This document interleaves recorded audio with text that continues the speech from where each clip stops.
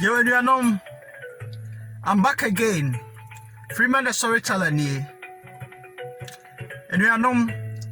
me pese me ne abrochire fo nyina kasa. Ghana fo a mo wa abrochire nyina me pese me ne mo kasa. Ite mo share sa video ma me mo frefre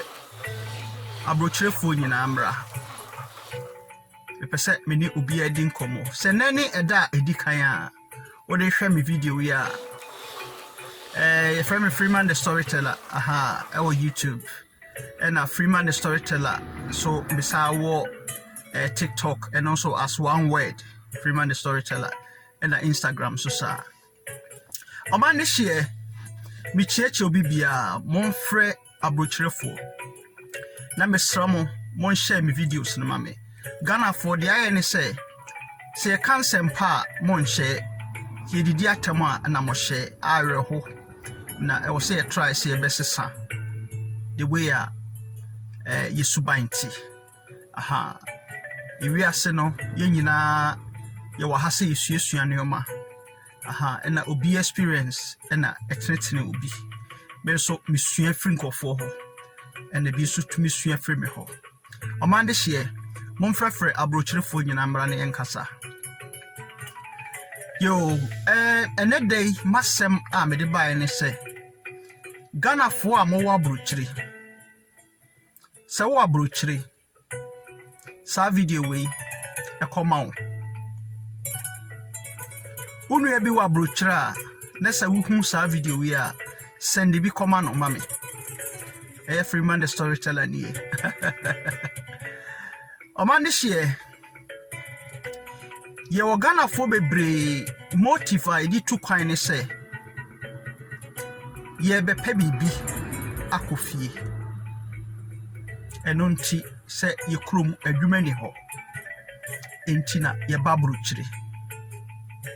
adwuma ni ye krom ye se ye krom nye ebi ba almost ebi omo bedi mfie mienu mfie miensa ubehu ane se watwa mfie de wo ho omande hye de me pese meka nyina ne se nipa utu kwan a umotifu na odi tu kwan no utu kwan a ebedu baabi no ekrom ho mra ne krom ho asetena ne ade ne timi sesa onipa na fe de opesa wo ye kora no untimi nye de odi hye wani so so opesa wo ye nyina no na untimi nye nti onuadofo me kaka mo se watu kwan abafie aba abrochire hwe problem se wabrochire na kura untimi na nya bi na wona watu kwamba na kura untimi decent sleep untimi nya bi da bia dwuma na wonam ha abrochire ha na wote na usika obenya nyina no wode ko Ghana unya bi wa ha Ghana no so ade usika kono so a so many years usika nyina ko ho no kotena ho nso a wo se abrochire no Ghana de enye Ghana brabo nye Ghana politicians nye papa nti won cost Ghana insecurity nti won ko wonso so a aha wote no so a unya sika usika no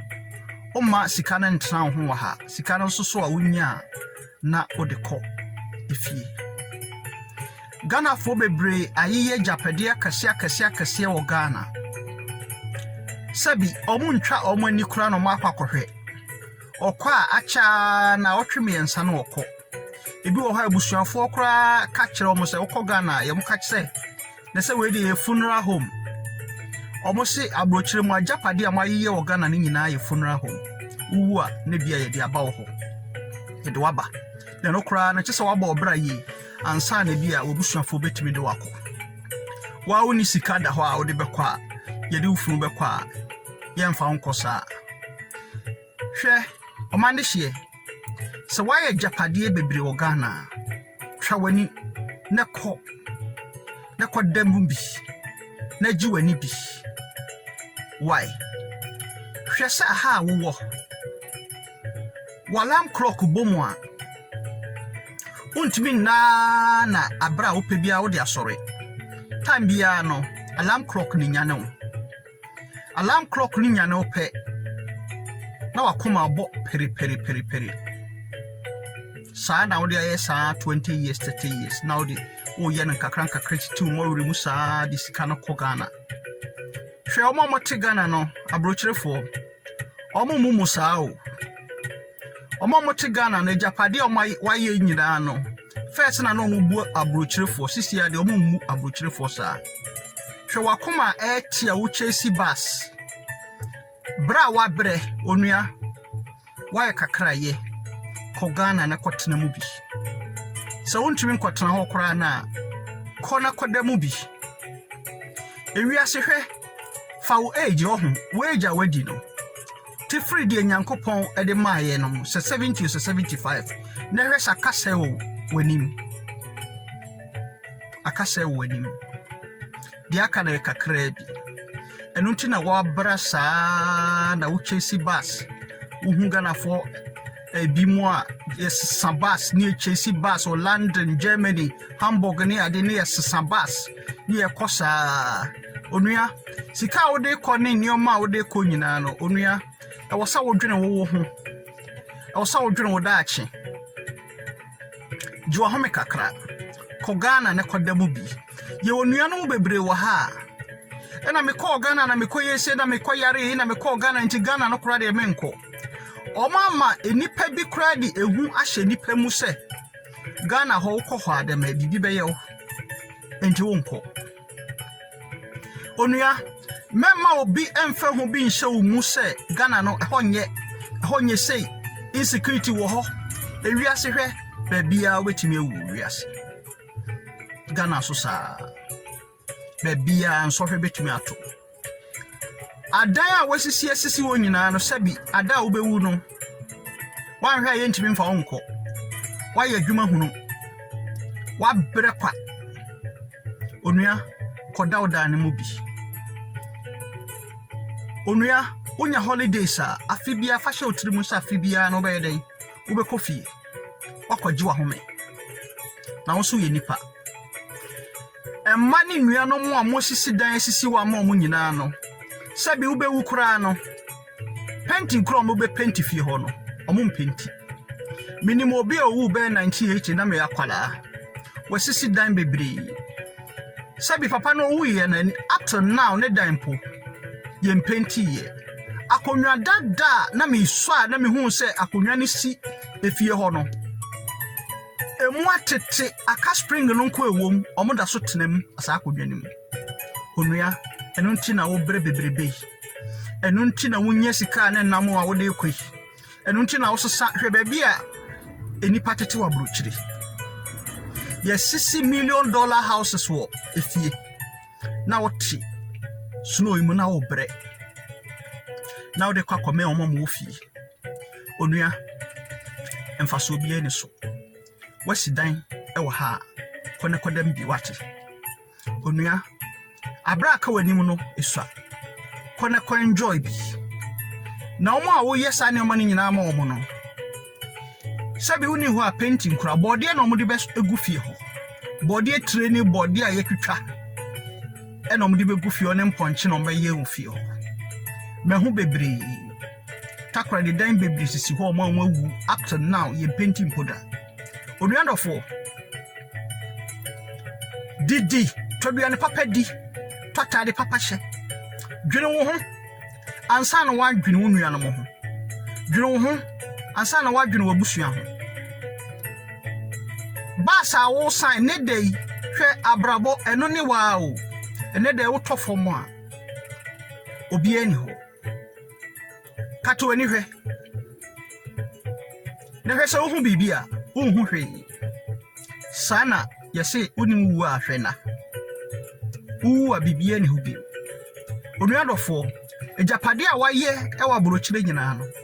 ko ne kodam bi waye kakra eye ewiase yese be ba ye bi wa ma ni nyina ewiase untumi nya bibia sa edan wo besisi adan unya we a wo se me ye we unya we a wo se me ye we waye kakra twa so onuadofo mo akoma no enkofom kodem ko Ghana kompoano ko dware nsuo tutu kwan wo Ghana na wani nje ko holidays won sa brofo no nyini che omutumi gi sika kora wo bank na omko holidays omba no ma betuaka onu adafo so why ye japade bebre wo Ghana kodem bi wati alarm clock na udinyane wa ha sika no so a wo man ntra ho ha se sika no mpo no wo ba ma na tena ho ha ena wo de ai atoto nioma eni aduane ne aduane papa dia enkaye enso sika no so nyan ya pe no ne sika na ko hwe wo nua no ma wo di sika na ko me ma wo nyina me nka se enye na enso so no omo nwene wo ho saa o abrochirefo mo nyina mo mbra na mo meti waye kakraye ko jiwa home sa wo nkrata wa abrochire pa afibie wo so utimi ko na ko jiwa home na wo fie no kwatena mu bi waye onuadofo kwatena fie no mu bi na jiwani ewiase nipa nche ewo wiase na ajapade bebre nso a wasesa bo obo bebre no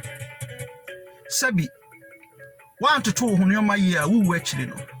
entokwa ne besa si wachi waye kakra eye na emom no unya nipa bi a obetumi abo omo nso wiase mu a nkwala ne ade a bo awo mu waye kakra eye na kwaji wa home die aduane papa cinema wa ha kobi ewa bruchira ha theater kobi sikana wode ko Ghana wode bu abusua ni nyina no abusuafo minimum nkofo a omko Ghana omo abusuafo kora pese omo sa eba bruchira be bi sa na sister da be na obeko sa unuandofo hwe ebia oba bruchira zoo kora onko bi da ebia animal park kora onko bi da kukosa ni omani nyina da zauna steam room ni ade nyina kokobi na jiwani wo wiase sai japade ni nyina obewu agya ho ko Ghana hwani hwe Ghana sika wode kwa wonko bi ni nyina no ko na wonso kwajiwani bi ko tena fie ho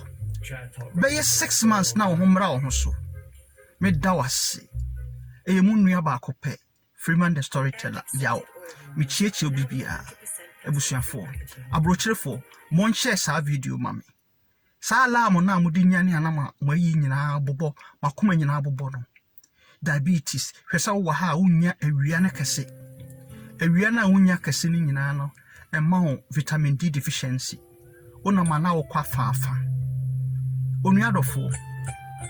wa ye bia twaso kakra hwa brofo nyina mutu kwan omoba omko omachi wa ye kakra eye ufie na wa ye ko demu bi kotena Ghana be 6 months now so demu bi na dwodwo ho wati na ma okra mra ho so na sai japade ni nyina no uwa body training ade no mo de begu ho unua wa ye kakra eye wati painting kura no be 40 years after your death omum painti fie no ebra wa bre ni nyina wa bregu keke ma wani nje wo ade wa brochire bia emani panigi bia no yebi na wo so wani nje medamo nyina ase mo subscribe na mo share me video ma medamo nyina ase abrochire for bye bye